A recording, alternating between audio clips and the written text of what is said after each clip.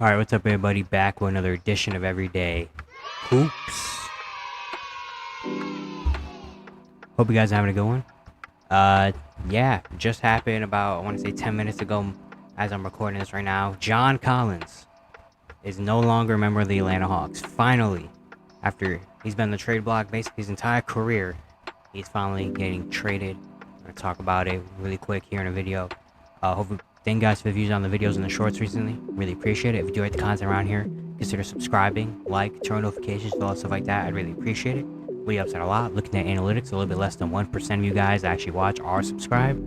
So, if you're watching the content, subscribe. Hit the subscribe. I'd really appreciate it a whole lot. And yeah, let's get right into it.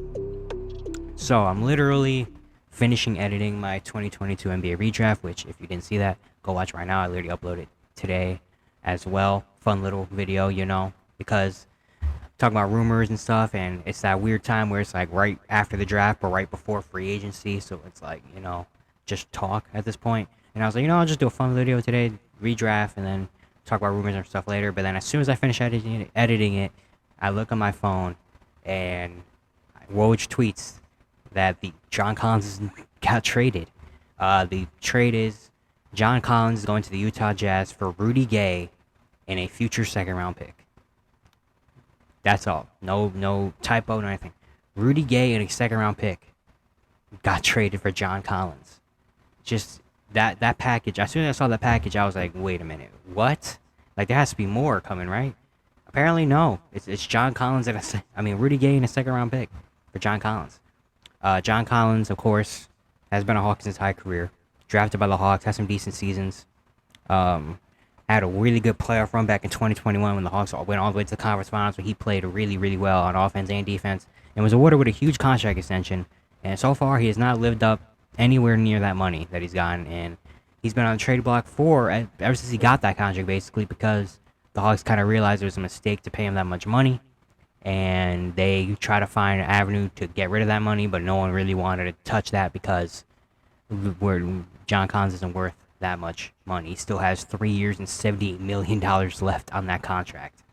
And so the Hawks were trying the last few years. Even last season, I remember there's a point where the Hawks kind of told John Collins' agent, hey, you guys go find a trade because we can't find anything for you.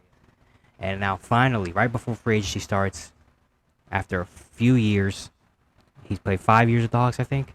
He's finally gone. I think this is what well needed for both sides, for John Collins and the Hawks. I think John Collins just needed a new, fresh scenery. He's been on the trade block literally for his entire career, basically, in Atlanta. And I feel like it was just time to get a new team, fresh start. In Utah, where he was born, by the way, in Utah. And, yeah, he gets a new, fresh start with this Jazz, up-and-coming Jazz system and team. And then for the Hawks as well, they needed just to clear off some money. They needed, again, just to finally get rid of him, clear that out of the way so that they can focus on other things. But yeah, I like this for John Collins. He gets a new, fresh start in Utah and a nice system for the Jazz. I think it's very interesting, especially after just drafting Taylor Hendricks a few days ago. They now have John Collins, so now they're probably moving Lowry to the 3, maybe, and putting John Collins at the 4, or unless they're bringing John Collins off the bench. But you also have Taylor Hendricks probably coming off the bench, unless they want to put John Collins at a small ball 5 or Taylor Hendricks at a small ball 5. I don't know. But the good thing is they do have versatility there. Have some different things they can kind of do. So I think it's a solid trade for the Jazz, and they're their team that had a lot of cap space but weren't trying to make big moves. They're starting to rebuild. So they're like, you know what? Why don't we take John Collins? He's a dude that has potential, hasn't really shown it. Let's just see what we can do. I like moves like this. I said the same thing about the Wizards with Jordan Poole when they got him. Like, it's a big contract, but it's like, we're not going anywhere anytime soon. We're not trying to win a championship or make the playoffs in the next few years. Why not take a chance on a dude that's showing some potential, might have gotten a lot of money, hasn't really lived up to it? We'll take him on and see if we can bring him back to where he used to be. And if we can, cool. If we can't, oh well, we tried. It's not like this money is gonna go to like anyone else, and maybe we can flip him for more assets in the future. Who knows? But yeah, I like it for the Jazz to get John Collins, and you're not giving up anything. Literally, Rudy Gay is 36 years old. I had to check later right before, like, how old is Rudy Gay? He's 36. And for the Hawks, it's tough that it came to this point.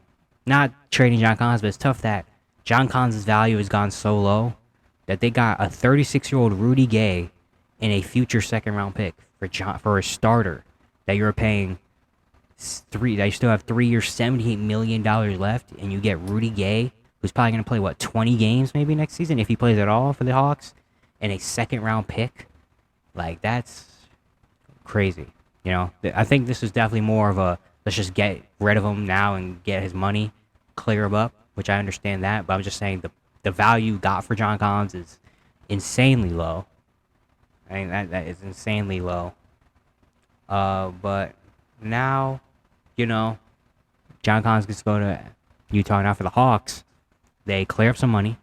They've been trying to make some trades for the last few days. There's been a lot of talk about all their players, of course, John Collins, Clint Capella. They potentially had a deal with the Mavericks to send Clint Capella over, but that trade didn't happen because the Hawks wanted to give the Mavericks John Collins, but the Mavericks were like, no, we don't want John Collins, we want Clint Capella. DeAndre Hunter even was a name that was put on the trade board because they want to give AJ Griffin some more minutes. So DeAndre Hunter, who they also paid last season a contract extension, might be on the move as well. And the Hawks are just trying to make some moves, trying to clear up some money, potentially to make some big moves because DeJounte Murray is a free agent after this season. So he might be on the move potentially, or they want to sign him more money. But the Hawks had a very disappointing year last year. After few years ago, they made the conference finals. I actually talked about that in my looking video about them. I'll put a card up here somewhere. I talked about them after they got eliminated of like they overachieved a little too early and now they're trying to make up for it and make moves when they probably shouldn't have. You know, I'm not saying it was a fluke run back in 2021, but it was definitely you made the conference finals and you want to stay there, especially as a young team with the Hawks when they had a young Trae Young and John Collins and all these guys.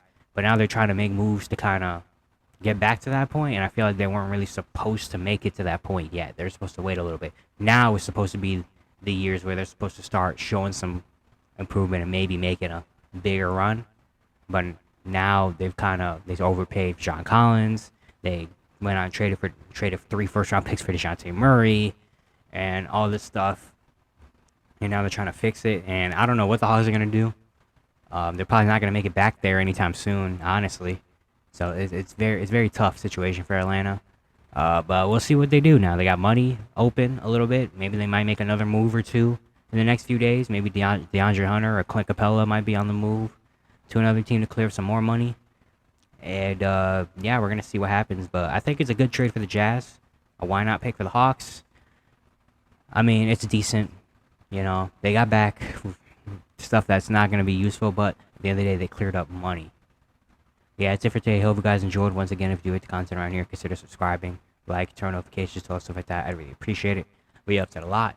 And yeah, I'll see you guys tomorrow.